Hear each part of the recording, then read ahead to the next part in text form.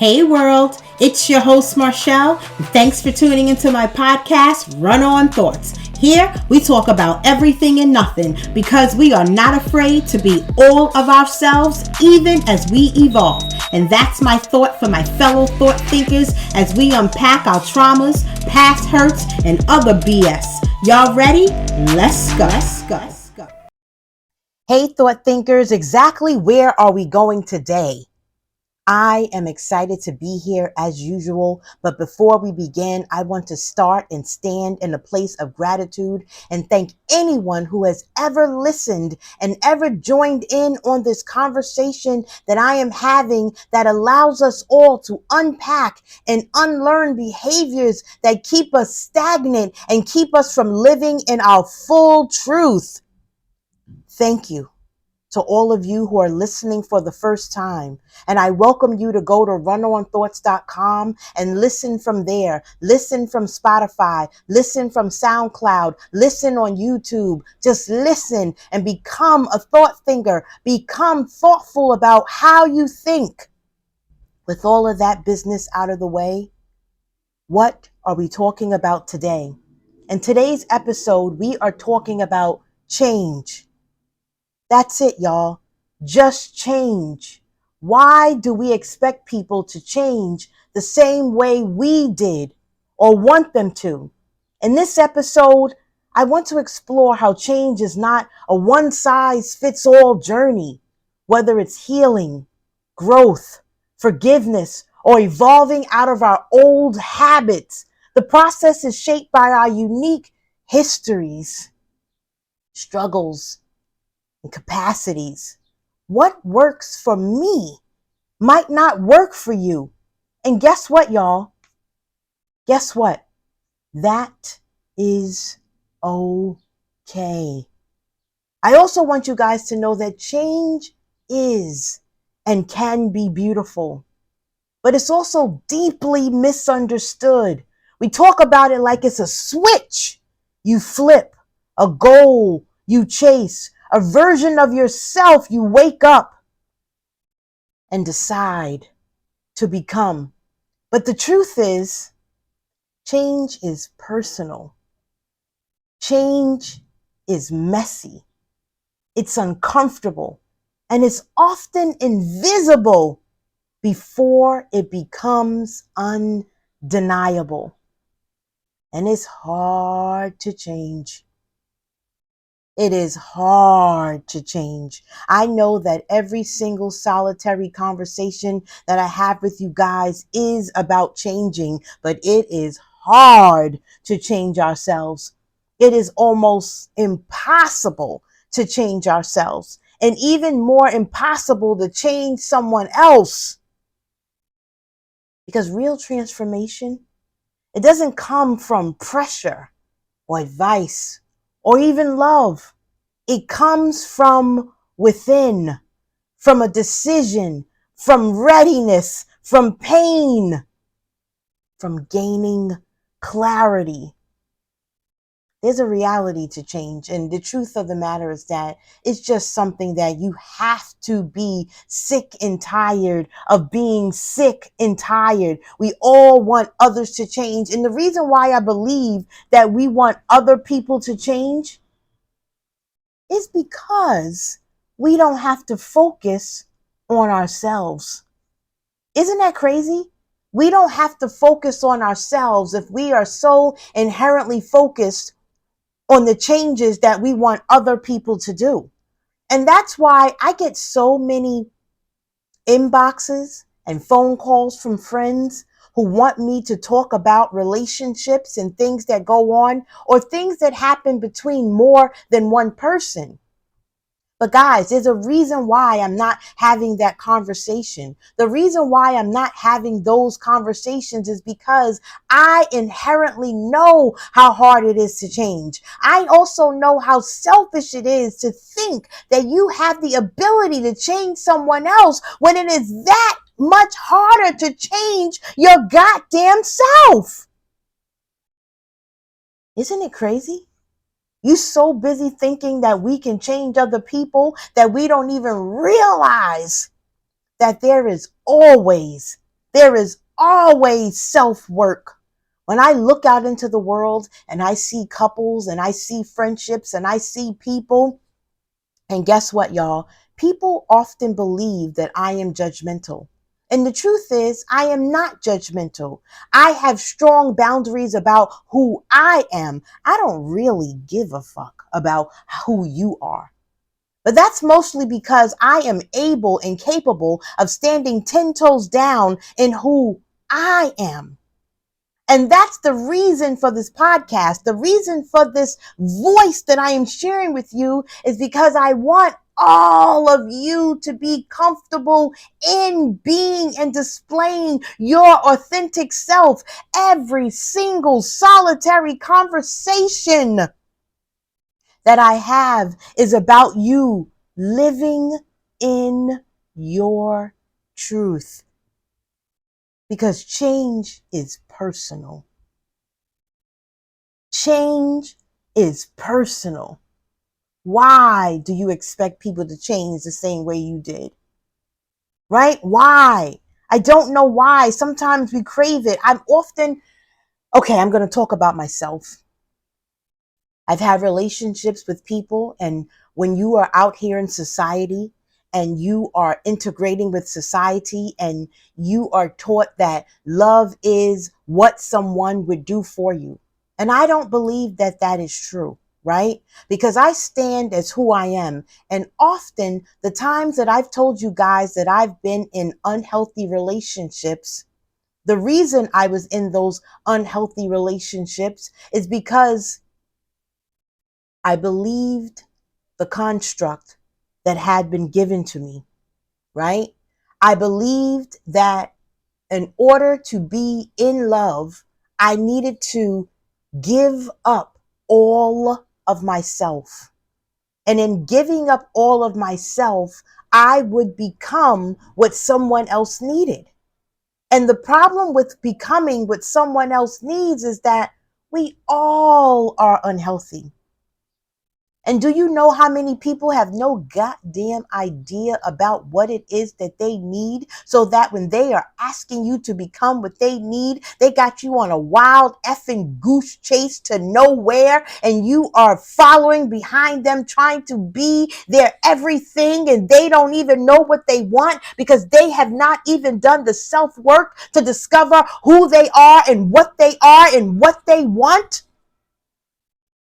I used to believe, I think I told you guys this, I used to believe that my worth as a woman,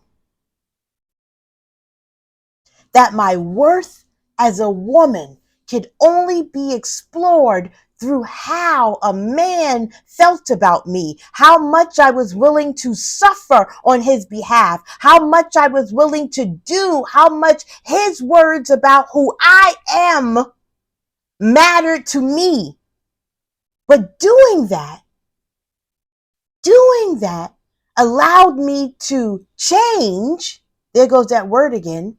Allowed me to change for the wrong reason, for someone who was unwilling to change for themselves, unwilling to change for me, unwilling to change for the relationship. And yet, here I was giving up myself even more, so that when those relationships inevitably fail, you are broken, you are lost, and then you want a new journey back to yourself, and back to a self that doesn't even exist anymore. Because we are always changing. The crazy thing about change is that some of it is self-work, right? Some of it is self-work, but some of it just happens all by itself, through circumstance, through living, through breathing, through taking in, through observation, through just being. You are changing. So could you imagine how hard it is to be changing for someone else, and you haven't even given yourself the grace and space to change on your own behalf? This is why it is so important to go on a discovery where the journey is yours, right? You have to honor the pace and path of yourself. You have to honor the pace and the path of others. It's so crazy. I see you guys. I see you in relationships, and I know it sounds crazy, but relationships have so many rules. That's why I'm often uncertain about what I want with them, because I need to be me in order to have peace. And the crazy thing is, I don't want anyone to change for me. I want you to be all of yourself, whatever the fuck that means. I want you to be all of yourself. I want to observe who you are. And then after observation, I get to decide if who you are complements, excuse me, if who you are complements who I am, or if I can accept who you are just as you are, simply because. Isn't that crazy? Just because. No other reason. And that's hard to do, because that is what I want. I want someone to observe who I am, and then they get to decide whether or not who I am is enough for them. Do I fit into their life as I am? I don't want you to change me. I think asking people to change is disrespectful. And then you wonder why you have this grave tension, this grave pull and tug of war, because when you're asking people to change, it reveals that you do not accept them as they are. And this is where the insecurities and the buildup and all of these problems come from. I see many people, men and women, men telling people what they want, women saying what men want. I heard a lady say, men don't want to be with a woman who curses. I wanted to be like, F you, bitch. Sorry, y'all. But the truth of the matter is that I have agency. I have a mind. I have capabilities. I have strengths. I have weaknesses. I am all of myself, even as I evolve. I don't want to become what you want me to be just so that you can be happy. And I am now supposed to just focus on what makes you happy in order to keep you while I am losing me. Does that make sense? I have no desire to lose me in order to keep you. But that is what we have all been told. But then we're wondering why so many people are unhappy. So many people are unhappy is because they cannot present their full selves in a relationship, in a friendship. They got to lie and cheat and steal and put on a face and wear the mask. I don't want to wear the mask. I am weird. I dress strange. I am loud. I curse too much. I think too much. They say I read too much. All of the things. But all of those things all together are what make me special. That is why you are special. You're special. You're special just as you are. And you don't understand that when you are trying to fix or change or control someone else, it breeds and festers resentment, not growth. That fight, submit. And for me, submit means accept. It doesn't mean do what you say.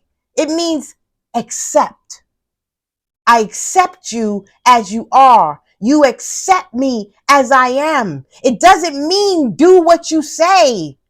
Why would the universal energy, God, whoever you call it, give you a brain if it needed you to be what someone else needed you to be? It doesn't even go together for me. And there is nothing that none of you can say to make me or convince me, because I see so many of you in relationships or friendships with friends and family and co-workers, and y'all are not happy. The audacity of humans to be this unhappy and got the nerve to want to talk about what other people should do for you, what's right and what's wrong. How about what's right for me ain't got nothing to do with what's wrong for you? There are billions of people on this earth, and now with social media, you get to curate exactly what you want and find like-minded people. If you want a traditional woman, you can find her. But it seems like so many people are so concerned with getting the people who don't agree with them to change, because you want power and you want control and you want to escape from the work of changing your motherfucking self. You don't want to focus on your own healing. You want to force other people to transform, but it's all a fucking game. It's all a game. Usually wanting to change other people has nothing to do with the other people and everything to do with your own inadequacies. People who care about what other people think want me to be perceived normal because they don't want to be judged. But I don't give a fuck what other people think. So why would I change? I am comfortable with people thinking whatever they want to think about me. I don't allow what other people think penetrate my soul, because again, I am all of myself, even as what? I am all of myself, even as I evolve. Isn't that crazy? I am intentional about my healing. I am intentional about my growth. I understand the work and the amount of work that it takes in order to change myself. I am so proud of all of you thought thinkers out there listening and doing the work and unpacking your own shit. Every time I see a judgmental motherfucker, I know that you are laden with strife and struggle and things that you need to work on. The more judgmental somebody is, the more work I know they need to do on themselves. The more I know that they are hiding, the more I know that they care what other people think, the more I see your unhappiness, your misery. Because when you can't stand 10 toes down in who you are, and when you're unwilling to pull back the rug and see the heavy pile of shit and rubbish under the rug that you need to work on, you throw yourself and your judgments and your beliefs onto other people when you're too afraid. That's right. When you're too afraid to be yourself, because I tell you guys often, it is not easy being myself. Because in being myself, it means that I am setting boundaries, right?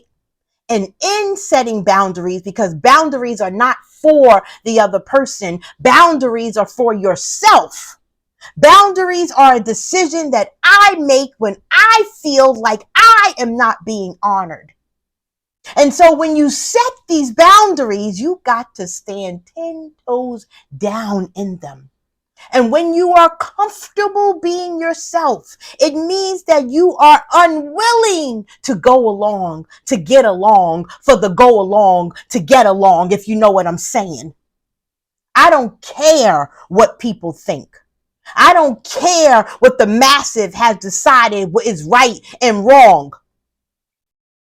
Because if y'all look around, people don't have a goddamn clue about what's right or what's wrong, what's good or what's bad. And who, once again, who are the they? Who are the they that tell me that I need to be and fit into this certain box? But there are things when I meet myself in the midnight hour, there are things that I know that I need to change. I don't have to focus on the change that others need. I'm simply sharing how and what we all need to unpack and unlearn in order to give us a safe space with ourselves, in order to feel comfortable and feel safe enough that you will survive. You will be okay. Guess what, y'all? You have been through some things. You have fallen down. You have been cracked. You have been broken. You have been hurt. You have been pained. You have gone through struggles. But look, hold your head up.